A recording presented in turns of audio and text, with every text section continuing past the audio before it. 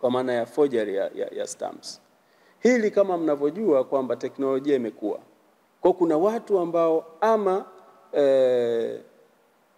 mawakili wanawapatia watu wengine ruhusa ya kutumia mihuri yao, kitu ambacho ni kinyume cha sheria. Wakili ni kamishna wa viapo.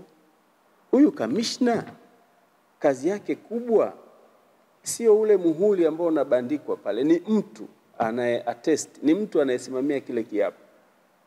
Kwa hiyo kumpa mtu asiye wakili muhuri akagonga muhuri, maana yake amekwenda kinyume na sheria. Na hiyo ni batili, mtu ambaye asiye wakili kushuhudia nyaraka kama wakili.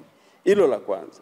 Lakini la pili, kama mnavyojua, kumekuwa kuna viofisi vingi sana maeneo mengi ya utoaji huduma, kama karibia na NIDA kwa mfano, karibu na uhamiaji kwa mfano, karibu na TRA kwa mfano. Kumekuwa kuna stationaries nyingi sana.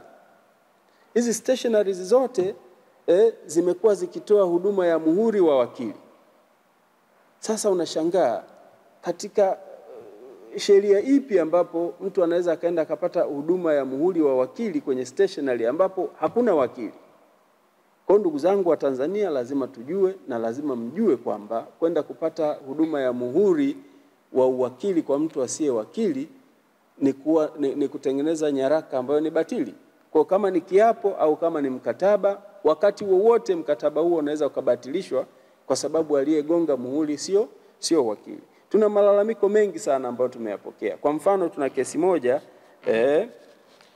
ya mkataba ambao ulisainiwa kati ya Hussein Charles na Tumaini Changawa. Huu mkataba umesainiwa tarehe 5 mwezi wa 4 mwaka huu. Na wakili aliyejitambulisha kama Selemani Hongo, lakini ameweka na namba yake ya simu kwenye ule mkataba. Lakini baadaye mnunuzi amekuja kugundua kwamba ametapeliwa.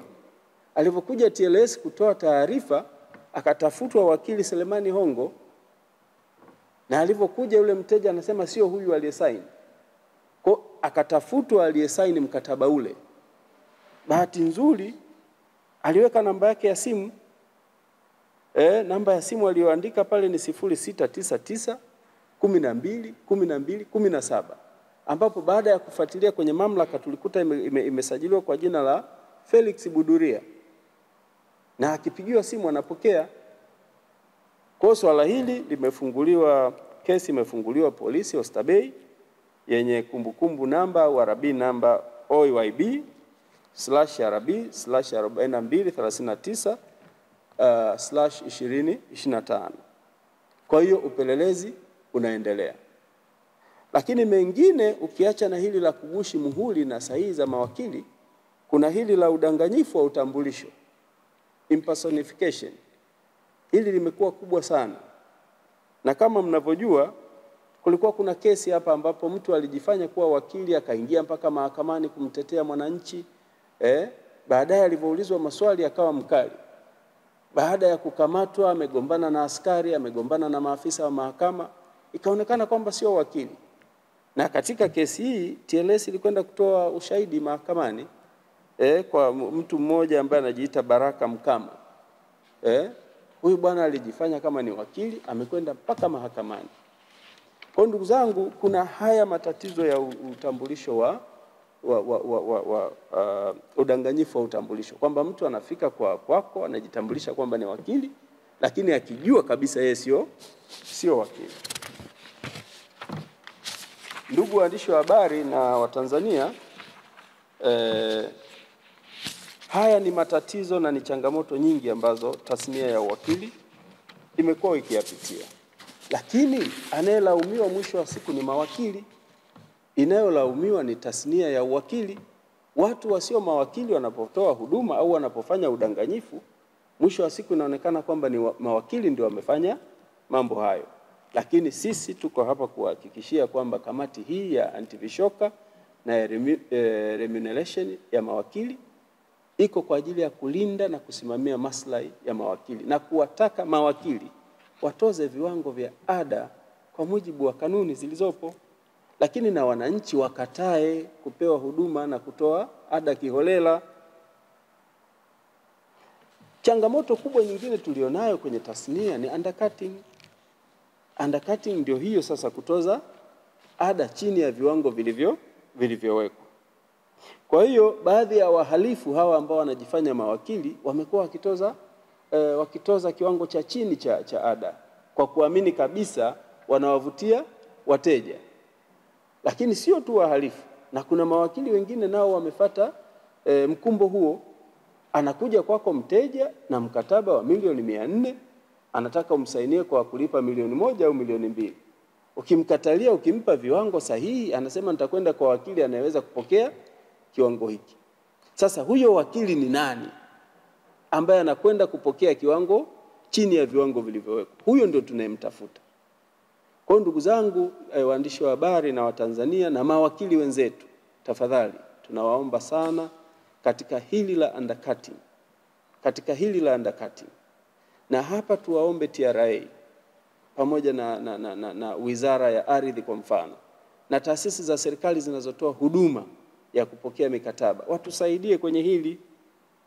Kwa sababu kuna sababu gani ya mkataba umekwenda TRA wa mauziano ya milioni 400, afisa wa TRA unapokea mkataba huo wenye risiti ya EFD ya huduma ya sheria ya shilingi 20,000 au shilingi 50,000 au shilingi milioni 1?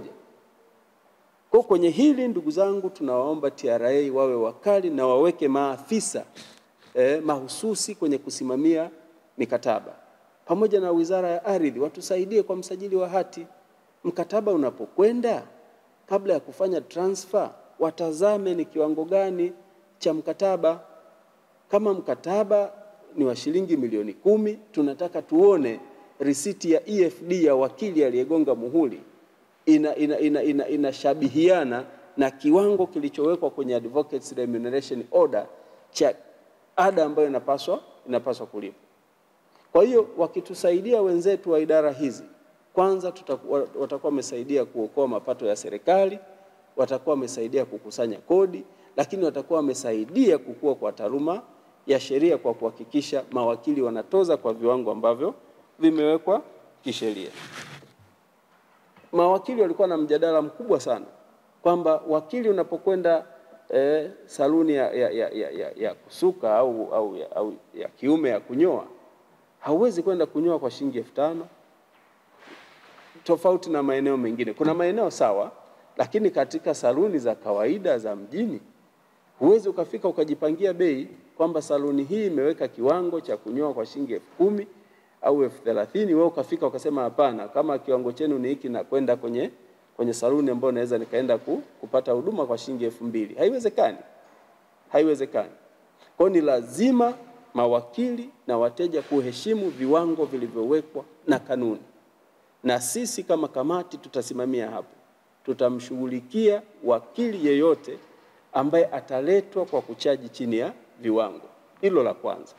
Lakini la pili, kwa yeyote atakayebainika sio wakili, ambaye atabainika kwamba amejifanya wakili na kutoza kiwango chochote cha ada chini ya viwango vilivyowekwa, ama amemtoza mtu kwa huduma ya uwakili wakati yeye sio wakili, tutashughulika naye na sisi tutasimama kuhakikisha sheria inachukua mkondo wake na anaadhibiwa kwa mujibu wa sheria. Kwa ndugu zangu, athari hizi za vishoka, athari hizi za watu wasio mawakili kufanya kazi za uwakili ni nyingi. Athari ya kwanza kwa mfano, kwanza ni kuchafua taswira ya uwakili. Ndugu zangu, uwakili ni kazi ya heshima kubwa, ni kazi kubwa, ni noble profession. Naposema noble profession kwa maana ya natoa kwenye neno nobility, ni kazi ya hadhi ya juu sana. Kwa hivyo taswira hii inaharibiwa kutokana na kuwa na watu wasio mawakili kuingilia na kufanya kazi ya uwakili, na hivyo kufanya wananchi kukosa imani na taaluma ya uwakili. Kwa hiyo ni athari ya kwanza, kwa wale wasio mawakili kuvamia kazi ya uwakili, ama mawakili kufanya kazi ya uwakili chini ya kiwango na kutoza chini ya viwango. Wanaharibu taswira ya taaluma yetu. Lakini athari ya pili ni kudumaza vipato na hali za maisha za mawakili. Ndugu zangu, hii kazi ya uwakili ndio kazi pekee ya mawakili, ndio walioisomea. Kwa hiyo wanategemea kabisa kupata mapato, kufanya maisha kulingana na kazi hii. Sasa bahati mbaya ndio hiyo tulionayo kwamba viwango vilivyowekwa vya kutoza pesa au vya kutoza ada, watu wanatoza chini ya kiwango. Kwa sababu hiyo tunashusha maisha na hadhi ya mawakili. Ndio maana tunakutana na kesi mbalimbali, mawakili wamepoteza mafaili, mawakili hawajaenda mahakamani. Ni kwa sababu gani?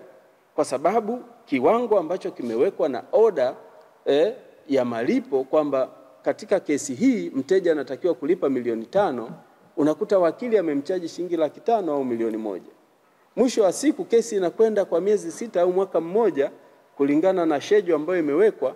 Tayari wakili alishatumia ile pesa, lakini sasa hana pesa ya kukimu kwenda mahakamani, ya kujikimu kwenda mahakamani. Kwa hili ndugu zangu lazima tulisimamie kuhakikisha maslahi ya mawakili yanaonekana kwa vipato wanavyopata, lakini na kwenye maisha yao. Athari ya tatu ni kukwamisha maendeleo ya taifa. Hapa naomba nisisitize, kazi ya uwakili ni kazi kama kazi nyingine, na wakili anawajibika kulipa kodi, wakili anawajibika kulipa charges mbalimbali ambazo zinaletwa au ambazo zipo kisheria. Kwanza wakili huyu lazima atalipa kodi ya eneo la ofisi,